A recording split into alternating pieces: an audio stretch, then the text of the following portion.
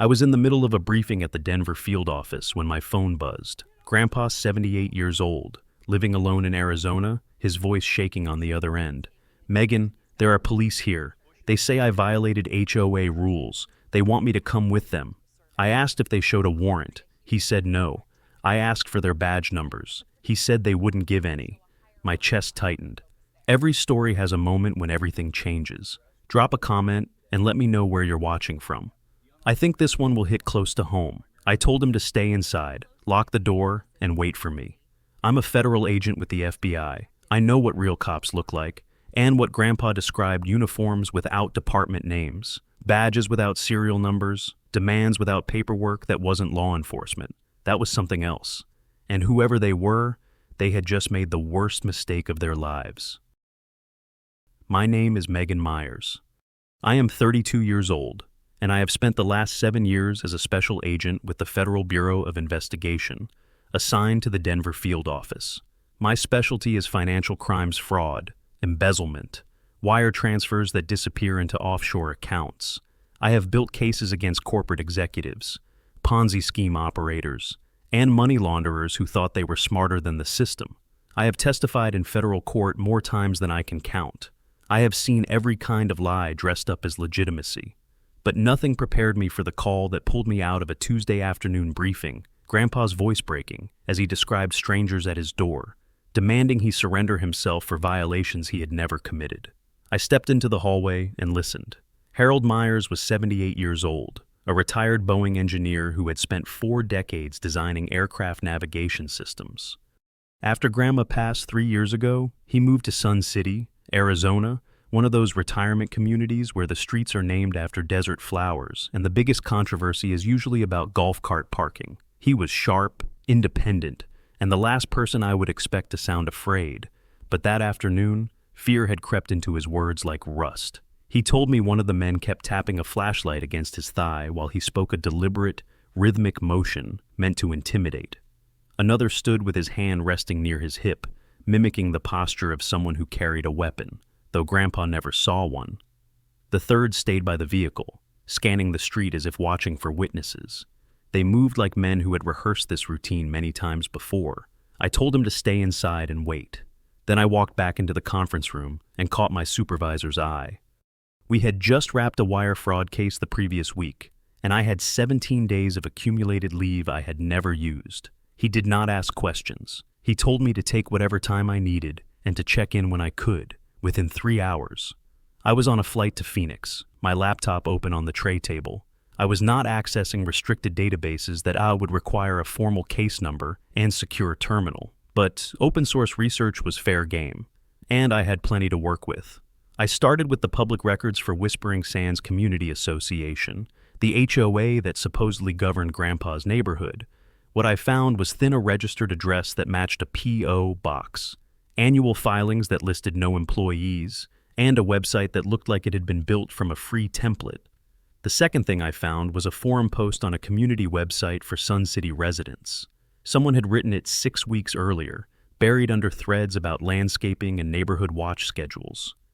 The subject line read, "Has anyone else been visited by HOA enforcement officers?" The post described an encounter that echoed what Grandpa had experienced: men in dark attire, vague threats, demands for compliance with unspecified violations. The original poster said she had paid a $2,000 fine to make them go away. 3 people had replied. One said the same thing happened to her mother. Another said he reported it to the local police, but they told him it sounded like a civil matter between residents and the HOA, not something they could investigate. The third simply wrote, "Be careful, something is wrong here." These were elderly people, living alone, unsure who to call or whether anyone would believe them. They had been isolated by design. I screenshot the thread and saved it to a folder on my desktop. Case file number 1. I did not know yet how many files there would be. When I landed in Phoenix, it was almost 11 at night. I rented a car and drove straight to Sun City, past strip malls and retirement complexes and long stretches of highway lit by the amber glow of streetlights. Grandpa was waiting at the door when I pulled into the driveway. He looked exhausted in a way that had nothing to do with the hour, the kind of fatigue that comes from being treated like a criminal in your own home. I held him for a long moment before we went inside. He showed me the paper they had left. It was printed on plain white stock, no letterhead, no official seal. The text claimed he had violated Section 14.3 of the Whispering Sands Community Standards and was required to report to a compliance processing center within 48 hours.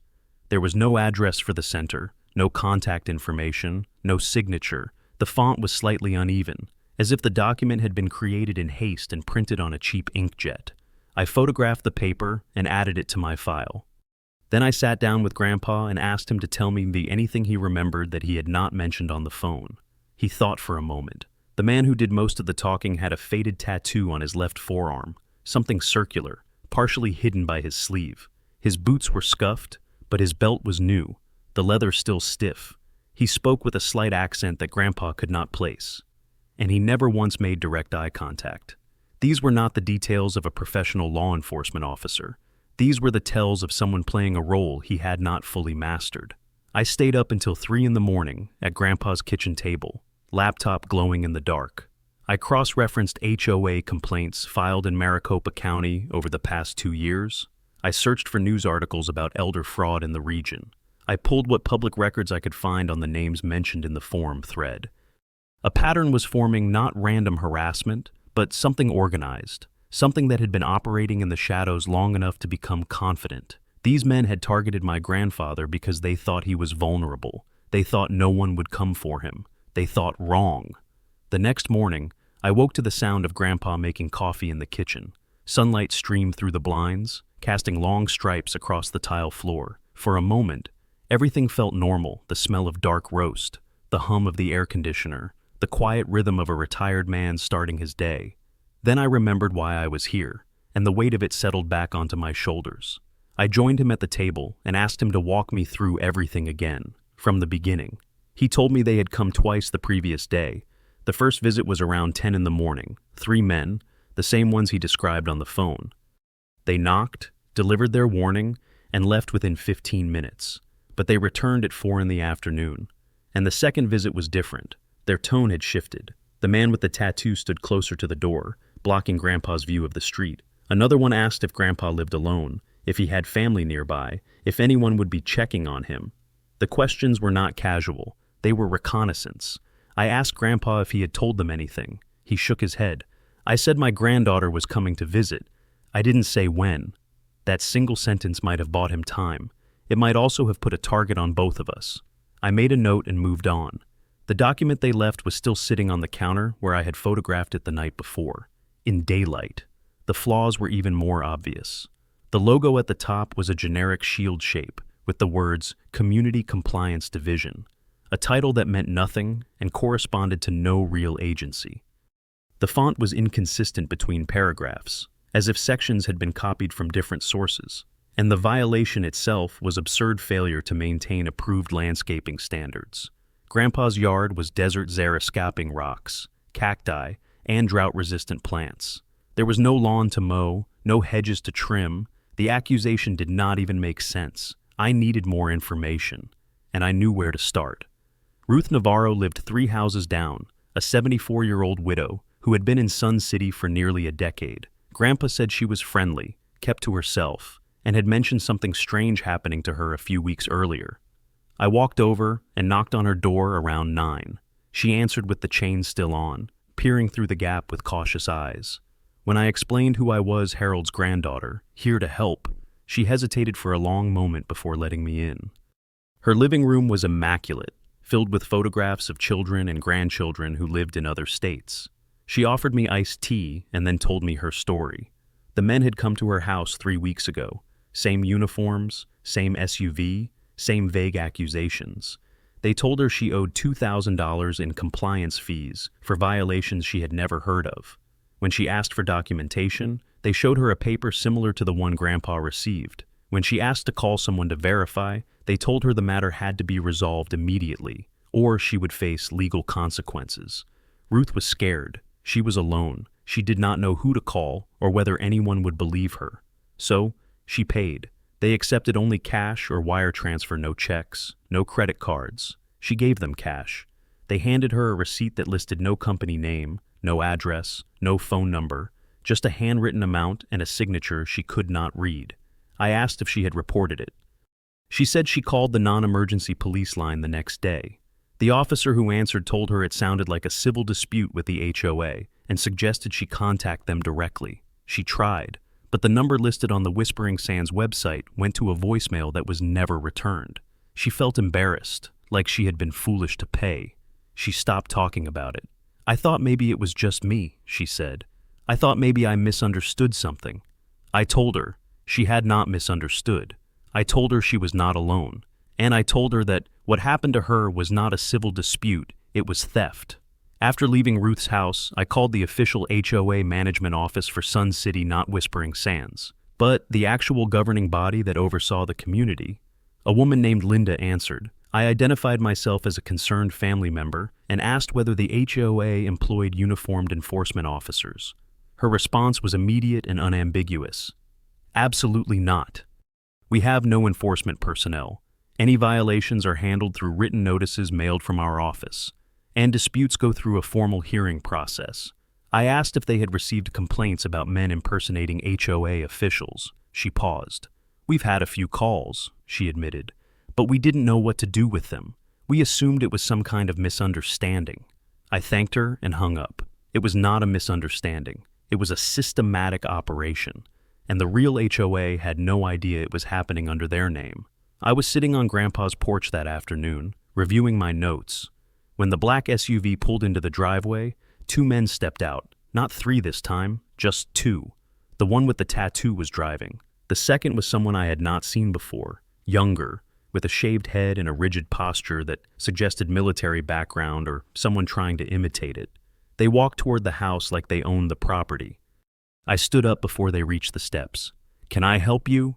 The tattooed man stopped. His eyes flicked from me to the door, then back. We're here to speak with Mr. Myers. This is official HOA business. I did not move. The HOA doesn't employ enforcement officers. I already checked. He smiled a thin, practiced smile that did not reach his eyes. Ma'am, I don't know who you spoke to, but we have authorization. Mr. Myers needs to come with us to resolve his compliance issue. I pulled out my phone and held it up, camera facing them. I'm recording this conversation. If you have documentation proving your authority, show it now. Otherwise, you're trespassing on private property. The younger man shifted his weight, glancing at his partner. The tattooed man's smile faded. You're making a mistake, he said. We'll be back, with lawyers. They turned and walked back to the SUV. I recorded the license plate as they reversed out of the driveway. Then I went inside, sat down at the kitchen table, and opened my laptop. The plate was registered to a company called Community Safety Solutions, LLC, incorporated 18 months ago, headquartered at a P.O. box in Scottsdale, no employees listed, no physical address, just a name designed to sound legitimate and a paper trail designed to disappear. I saved the information and added it to my growing file. They thought they could intimidate an old man into silence. They did not know that every word they spoke, every visit they made, was building the case that would eventually destroy them. The license plate gave me a thread to pull. Community Safety Solutions, LLC. The name sounded official enough to fool someone who was not looking closely, but I had spent years looking closely at shell companies, and this one had all the hallmarks. Registered in Scottsdale, minimal filings, no listed employees, and a contact address that was nothing more than a rented mailbox. I needed more than public records could provide, which meant I needed to make this official. I called the Phoenix field office and asked to speak with someone in the white-collar crimes division. The agent who picked up was named Rodriguez, a 15-year veteran who had worked elder fraud cases before. I gave him the summary impersonation of law enforcement, targeted harassment of seniors, and financial extraction through fraudulent fines. He listened without interrupting. When I finished, he said, "This sounds organized. How many victims are we talking about?" I told him I had confirmed 2 so far, but I suspected there were more. He agreed to run the LLC through federal databases and get back to me by the end of the day. While I waited, I went door to door. Sun City was a sprawling community of single-story homes and manicured desert landscaping, populated almost entirely by retirees. Most people were friendly but cautious. They had heard rumors, seen unfamiliar vehicles, and grown wary of strangers asking questions. I identified myself as Harold Myers' granddaughter and explained that I was trying to understand what had been happening in the neighborhood. By noon, I had spoken with 11 residents. 4 of them had been visited by the same men.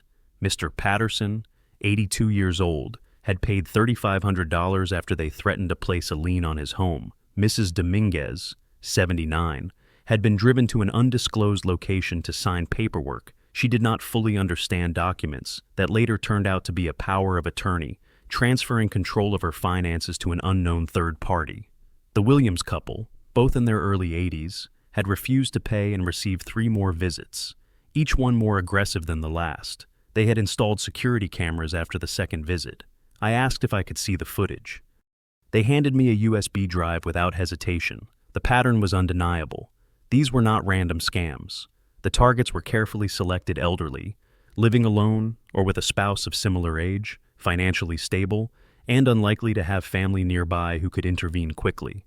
Someone had done research, someone had built a list, and someone was profiting from the fear and confusion of people who deserved to live their final years in peace. Rodriguez called back at 4:30. The LLC was registered to a man named Victor Harmon, 52 years old, a former real estate developer, with a history of civil fraud suits that had been settled out of court, no criminal convictions, but a pattern of behavior that suggested he knew how to operate just inside the edge of legality. The company had processed over $400,000 in wire transfers over the past 18 months, most of it originating from accounts belonging to individuals over the age of 70. "This is bigger than a few guys in fake uniforms," Rodriguez said. "This looks like an enterprise." I agreed. I asked him to open a preliminary case file and coordinate with the Maricopa County Sheriff's Office. He said he would make the call. I met Detective Pamela Adams at a coffee shop near the sheriff's station the following morning.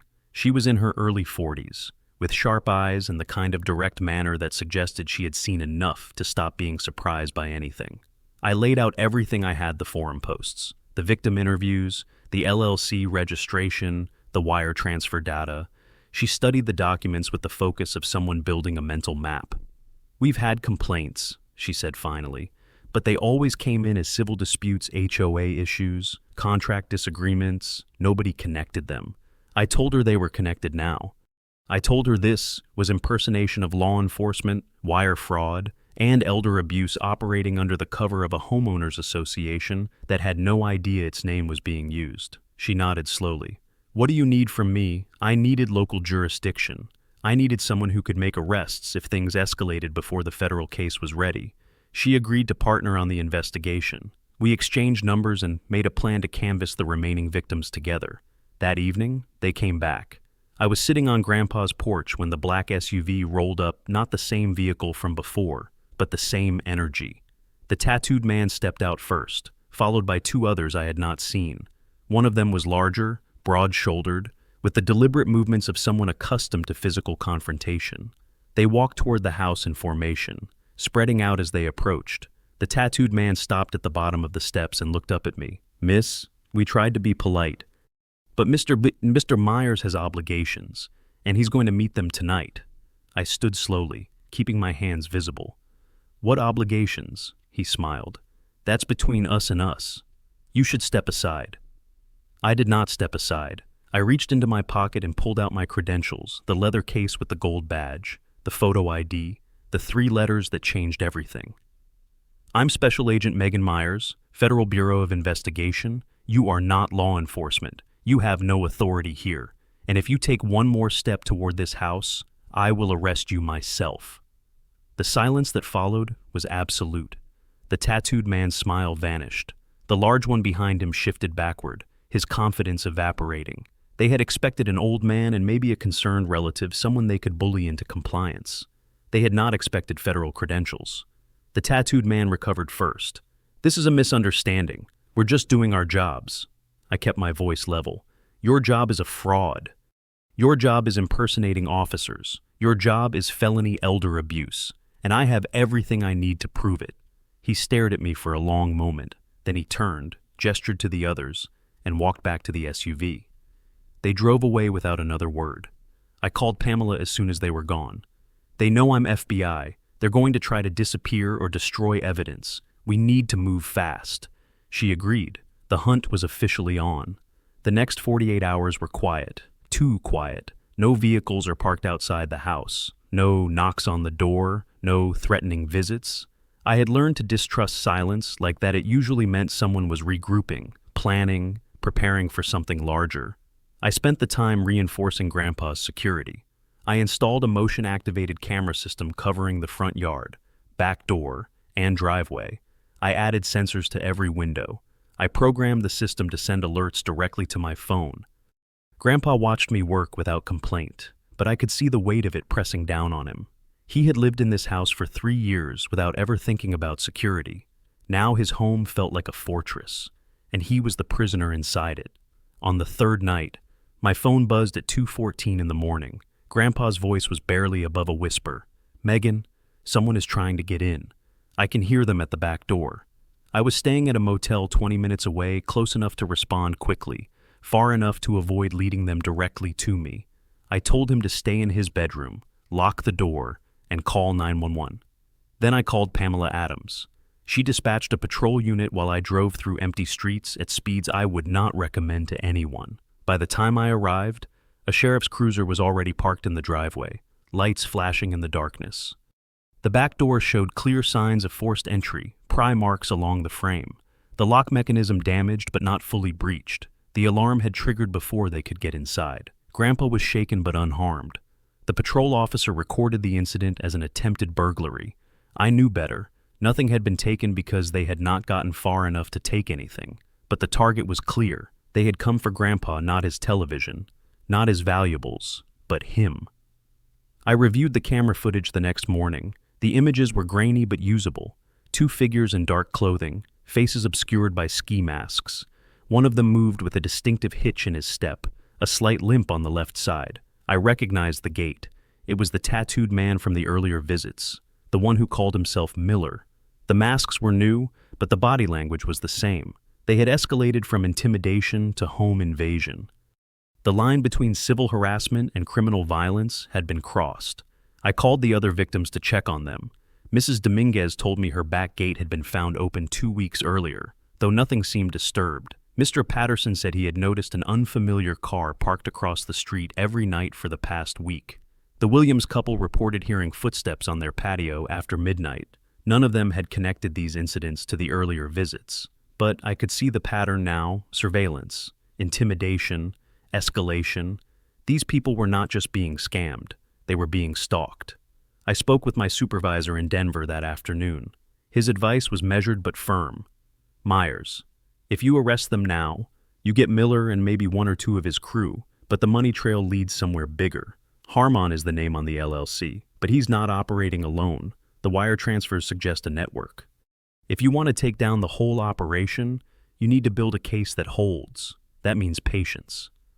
I understood the logic. I had built cases this way before, slow, methodical, brick by brick. But this time, the target was my grandfather. Patience felt like a betrayal. I told him I would find a way to protect Grandpa while keeping the investigation intact. He told me to be careful. I hung up and stared at the ceiling for a long time. The solution came from an old friend of Grandpa's, a retired Air Force colonel named Frank Dawson, who lived in Tucson. Frank had known my grandfather since their days working on military contracts in the 1980s. He had a guest house, a security system, and the kind of disposition that did not tolerate nonsense. I drove Grandpa there myself, watching the rearview mirror the entire way. He did not want to leave his home, but he understood the stakes. "Just promise me you'll end this," he said as I helped him carry his bag inside. I promised. I returned to Sun City alone. The house was dark when I pulled into the driveway. I did not turn on the lights. Instead, I sat in the living room with my service weapon on the table and my phone connected to the camera feeds. Pamela had arranged for an unmarked unit to patrol the neighborhood every hour. We had agreed on a signal if anything happened. I would call her cell directly and leave the line open. The trap was set. All I had to do was wait. They came on the 5th night, at 3:22 in the morning. The camera alert woke me before I heard the sound. 4 figures moving through the backyard, dressed in black, faces covered. They were not pretending to be police this time. They were not carrying clipboards or fake documents. One of them had a crowbar. Another had zip ties hanging from his belt. This was not a scam anymore. This was a kidnapping in progress. I positioned myself behind the kitchen island, weapon drawn, badge clipped to my belt. The back door splintered inward on the third hit. The first man through did not see me until I spoke. FBI, do not move. He froze. The second man collided with him from behind, stumbling into the kitchen. I kept my weapon trained on center mass and repeated the command. On the ground, hands where I can see them. Two of them dropped immediately. The third hesitated, then bolted back through the door. The fourth never made it inside. I heard shouting outside, followed by Pamela's voice ordering someone to get on the ground. The arrests took less than 5 minutes. Miller was one of the two I had detained inside. He did not say a word as Pamela's deputies cuffed him and led him to a waiting cruiser. The second was a younger man I had not seen before, trembling visibly, clearly unprepared for the consequences of his choices. The two who fled were caught within a block. The patrol unit had been closer than they expected. I searched their vehicle while Pamela processed the scene. In the glove compartment, I found a folded sheet of paper. It was a list of 15 names and addresses, all within Sun City, all belonging to residents over the age of 75. Grandpa's name was near the top, crossed out with a red pen. The others were still waiting. I photographed the list and handed the original to Pamela for evidence. 4 men are in custody, 15 potential victims identified, and somewhere out there, Victor Harmon was still free, still profiting, still believing he was untouchable. Miller would talk eventually. They always did when the charges started stacking: breaking, attempted kidnapping, conspiracy, impersonating law enforcement. The question was not whether he would cooperate. The question was how much he knew about the man who paid his salary. Miller broke on the second day of interrogation. His real name was Derek Finch, 38 years old, with a history of petty fraud and 1 dismissed assault charge. He had been represented by a public defender who took one look at the evidence stacked against him and advised immediate cooperation. The charges were substantial breaking, attempted kidnapping, conspiracy, and impersonating law enforcement, each one carrying years of federal prison time. Finch was not a mastermind. He was a hired hand who had made a career of following orders without asking too many questions. When those orders led him to a house where an FBI agent was waiting in the dark, his career came to an abrupt end. I observed the interrogation from behind the glass while Pamela Adams conducted the interview. Jurisdiction required her to lead, but the questions came from a framework we had developed together. Finch confirmed what I had suspected: he was not the architect of this operation. He was the field supervisor, responsible for managing the crews that visited homes and collected payments. His instructions came from a man named Victor Harmon, delivered through encrypted messages and occasional face-to-face meetings at a coffee shop in Scottsdale. Harmon never touched the money directly. He never visited the victims. He simply provided the target lists, the scripts, and the uniforms. Everything else was delegated downward, creating layers of separation that were supposed to protect him if anything went wrong. The target selection process was disturbingly methodical. Harmon obtained lists of homeowners from HOA records, cross-referenced them with property valuations and public death notices, and identified individuals who met specific criteria: over 75 years old, living alone or with an elderly spouse, property value above $300,000, and no apparent family members residing within a 100-mile radius.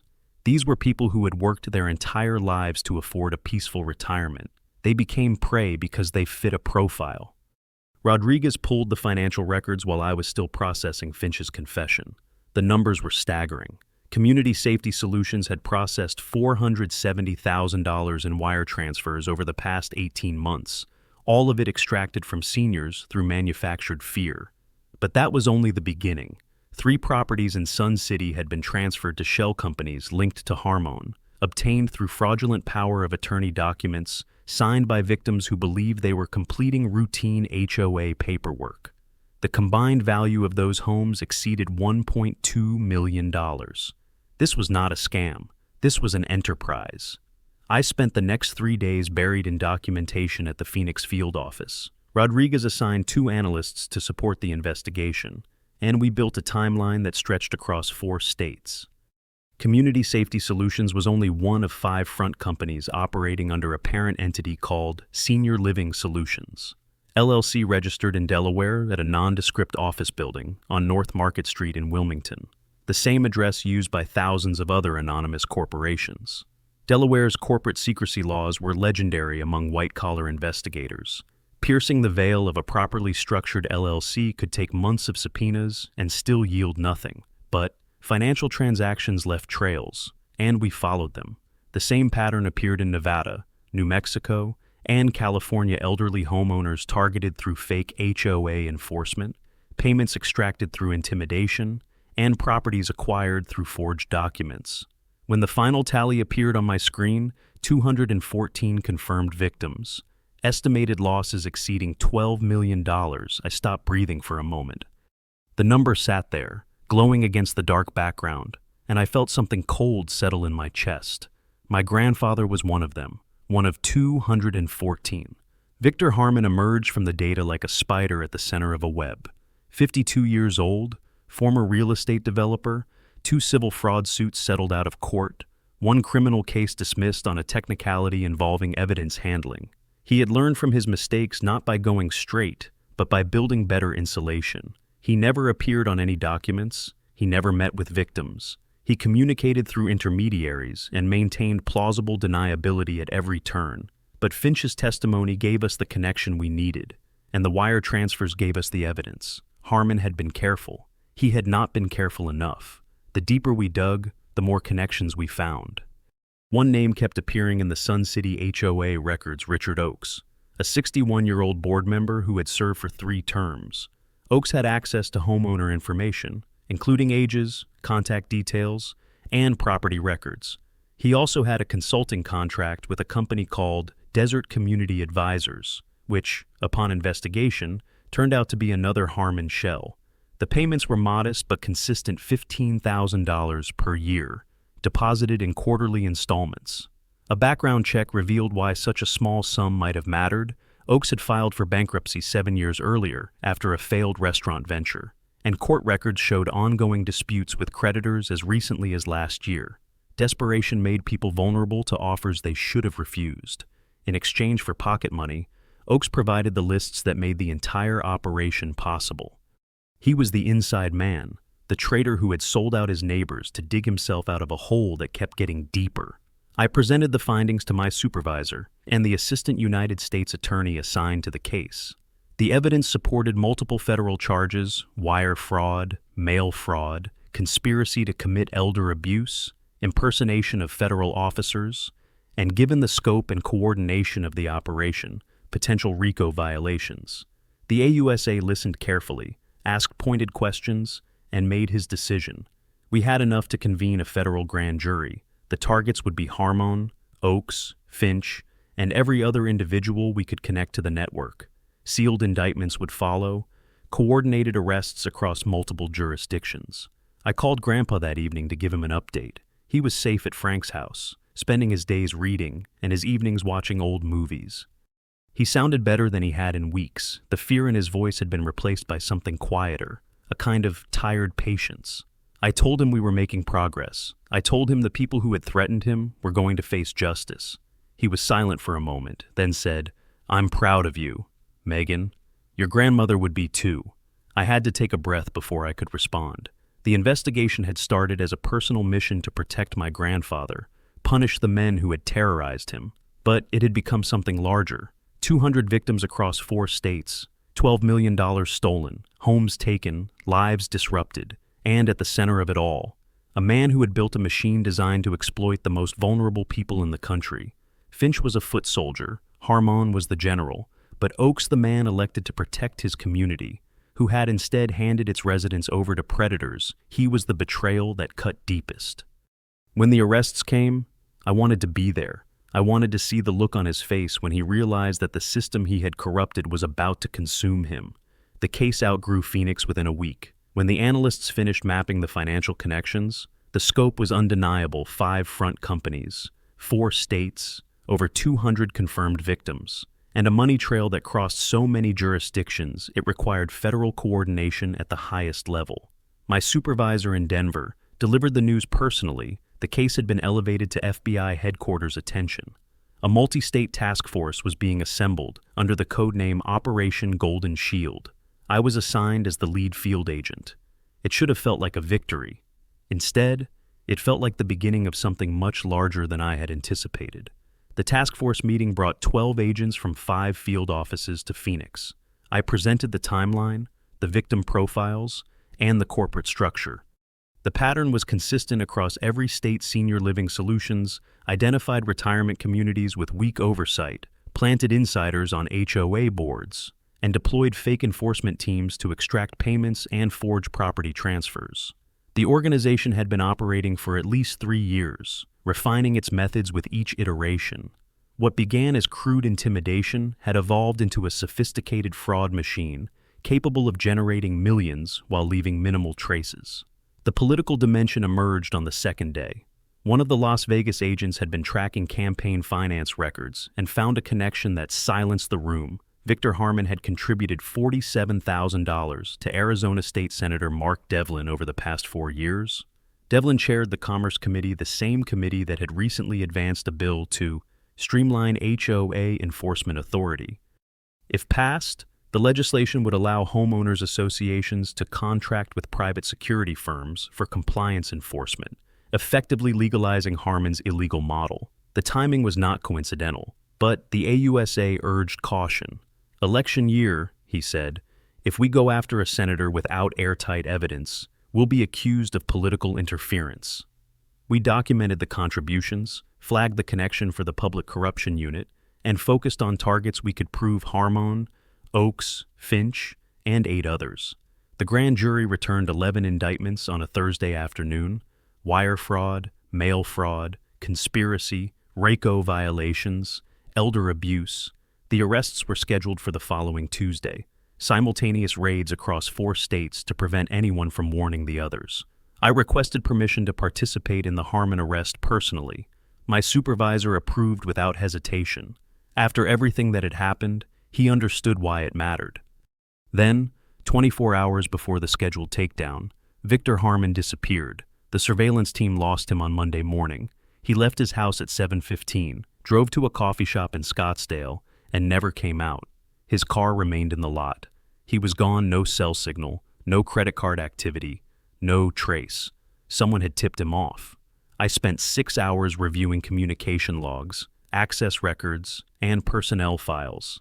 The answer came from an unexpected place, a deputy in the Maricopa County Sheriff's Office, copied on a routine coordination email, had a brother-in-law who worked as a property manager for one of Harmon's shell companies. One careless email, one family tie. Our primary target had slipped through. The frustration was overwhelming, but I forced myself to think strategically. Harmon had run, but running required resources. His bank accounts were frozen, his credit cards would trigger alerts, his name was on every border watch list.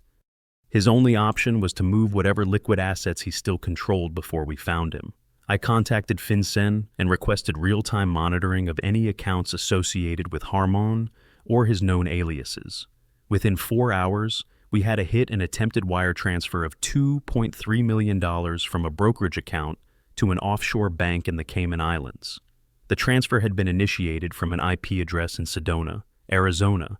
Property records gave us the location within minutes. A vacation home registered to Harmon's ex-wife, purchased 18 months ago, was never listed on any of his financial disclosures. He had been planning this escape route long before we started investigating, but planning was not executed. The transfer was blocked. The IP address gave us a physical location. I called my supervisor and requested immediate deployment. The FBI hostage rescue team was dispatched from Phoenix. Pamela coordinated with local law enforcement to establish a perimeter. I was in a vehicle heading north before the call ended. The drive to Sedona took just under 2 hours. Desert scrub gave way to red rock formations glowing in the afternoon light. Under different circumstances, it might have been beautiful. That day, it was just terrain between me, the man who had built an empire on the suffering of people like my grandfather. The vacation home sat at the end of a private road, surrounded by juniper trees and sandstone cliffs. 2 FBI vehicles were already in position when I arrived. The HRT commander briefed me single entry point, flashbang deployment, rapid room clearance. Harmon was believed to be alone, but we would treat the situation as potentially hostile until confirmed. I checked my weapon, confirmed my communications link, and took position with the entry team. The sun was setting behind the cliffs, casting long shadows across the driveway. Somewhere inside that house, Victor Harmon was trying to salvage what remained of his operation. He had spent years building layers of protection, believing he was too smart to be caught. In a few minutes, he would learn how wrong he had been. The breach took less than 15 seconds. Flashbang through the front window, the door kicked inward. 4 agents were moving in formation through the entry hall, while I followed with the second wave. We found Victor Harmon in the master bedroom, hunched over a laptop, fingers flying across the keyboard. He was trying to delete files, the desperate final act of a man who knew his empire was collapsing. The HRT commander pulled him away from the desk before he could finish. I watched them force his hands behind his back, watched the cuffs click into place, watched his face cycle through disbelief, then anger, then something that looked almost like resignation. "Victor Harmon," I said, stepping forward so he could see my badge clearly, "you are under arrest for wire fraud, mail fraud, RICO violations, and conspiracy to commit elder abuse. You have the right to remain silent." He looked at me with cold eyes. "You have no idea what you're dealing with." I smiled without warmth. "I know exactly what I'm dealing with. I've been dealing with it for 3 weeks, and now it's over." The laptop was seized and handed to the forensics team. Despite Harmon's efforts, the deletion had been incomplete. The hard drive contained financial records, victim lists, communication logs, and most damaging of all, a series of encrypted messages between Harmon and Richard Oakes discussing target selection and payment schedules. The evidence was overwhelming. The case was closed before we even left the property. Simultaneous arrests unfolded across 4 states that evening. In Sun City, Pamela Adams personally led the team that took Richard Oakes into custody. He was eating dinner when they knocked on his door, a 61-year-old man in a cardigan, looking confused and frightened as deputies read him his rights. His neighbors watched from their driveways, whispering to each other, trying to understand how someone they had elected to protect their community had instead sold them out. In Las Vegas, 3 more members of the network were arrested at their homes. In Albuquerque, 2 others. In Los Angeles, the final 3. By midnight, all 11 targets were in federal custody. Operation Golden Shield had succeeded.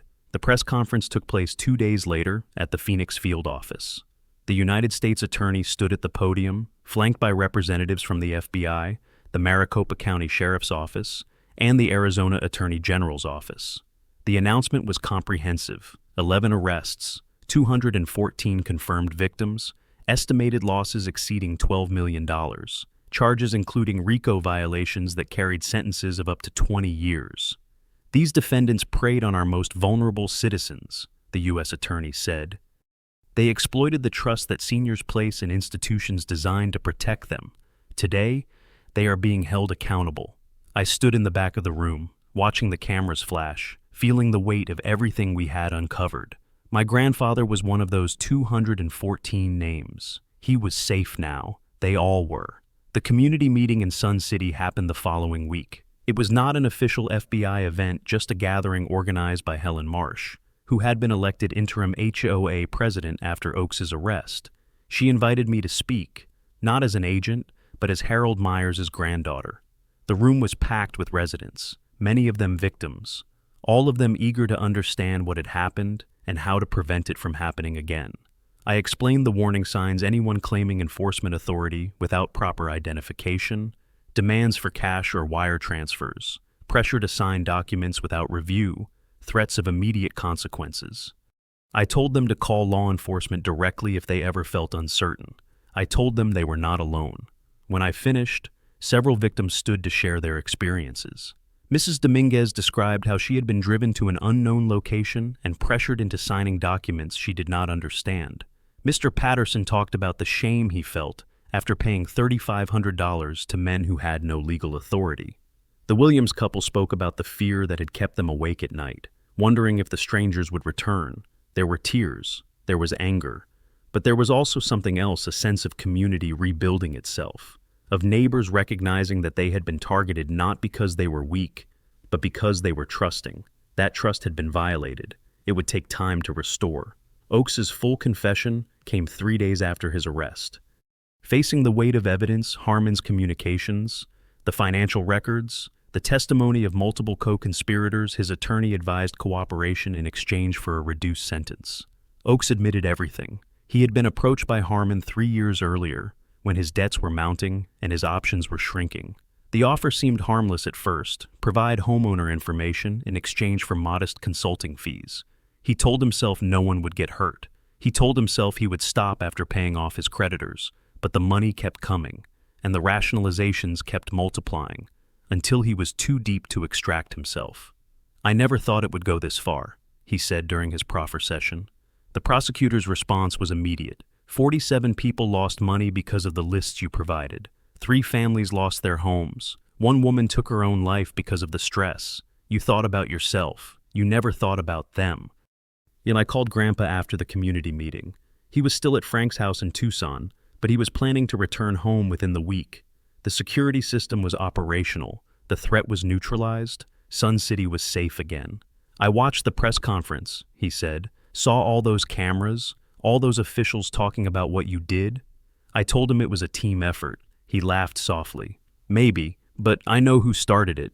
I know who didn't give up." There was a pause on the line. "Your grandmother always said you were stubborn. She meant it as a compliment." I smiled, blinking back something that might have been tears. "I learned from the best, Grandpa." He was quiet for a moment. Then, "Come visit soon. I'll make dinner." I promised I would. The sentences came down over the following months, each one a brick in the wall of justice we had built. Victor Harmon was convicted on all counts: RICO violations, wire fraud, mail fraud, and conspiracy to commit elder abuse. The judge showed no leniency: 22 years in federal prison, $8 million in restitution, and forfeiture of every asset connected to his network. He stood motionless as the verdict was read, his face betraying nothing, but I saw his hands trembling at his sides. The man who had believed himself untouchable finally understood what it meant to be caught. Richard Oakes received 7 years in exchange for his cooperation. His testimony had been instrumental in securing convictions against the others, but the judge made clear that betraying his community carried a heavy price. Derek Finch, the man who had stood on my grandfather's porch threatening to drag him away, was sentenced to 12 years for attempted kidnapping, impersonation of law enforcement, and conspiracy. The remaining 8 co-conspirators received sentences ranging from 3 to 10 years each. 3 lawyers who had helped structure the shell companies were disbarred and sentenced to prison terms of their own.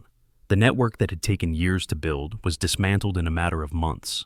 Federal asset forfeiture recovered $4.2 million, a fraction of what had been stolen, but enough to establish a victims' compensation fund. Mrs. Dominguez's property deed was restored after months of legal proceedings.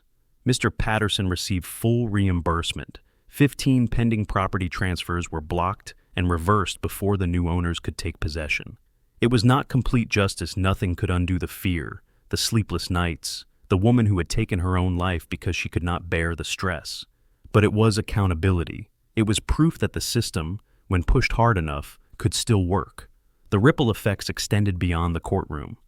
Senator Mark Devlin's connection to Harmon triggered a separate investigation by the FBI's Public Corruption Unit. His bill to expand HOA enforcement authority was killed in committee before it could reach a vote. Arizona's Attorney General issued new guidelines requiring homeowners associations to verify the credentials of any contracted security personnel. Sun City's HOA adopted revised bylaws mandating transparency in all board communications and financial decisions. The loopholes that had allowed the fraud to flourish were being closed, one by one. Grandpa moved back to his house in November. The security system I had installed remained active, but he no longer checked it obsessively. The fear had faded, replaced by something more constructive. He began speaking at senior centers throughout Maricopa County, sharing his experience and teaching others how to recognize the warning signs of fraud. "I was lucky," he would tell his audiences. "My granddaughter knew what to look for. Not everyone has that, so I'm here to help you protect yourselves." He became, in his own quiet way, an advocate. It suited him. 6 months after the final sentencing, I received a message from a colleague in the Miami field office. Similar patterns were emerging in Florida retirement communities: fake enforcement officers, fraudulent fines, elderly victims too frightened to report, different operators, same playbook. I forwarded the information and offered to consult. The Hydra had lost one head. Others were already growing. I visited Grandpa on a Sunday in late spring. He made faux grandmother's recipe, the one she had taught him during their first year of marriage. Ruth Navarro joined us, having become something of a regular at his dinner table. We talked about the weather, about gardening, about everything except the case that had brought us together. When I stood to leave, Grandpa walked me to the door. "You did well, Megan," he said. "You did really well." I hugged him and promised to visit again soon. Driving back to Denver, my phone buzzed with a message from my supervisor. "New case, elder fraud ring in Texas." Interested, I smiled and typed my reply. "Send me the file." The work was never finished, but as long as people were willing to exploit the vulnerable, there would be people like me ready to stop them.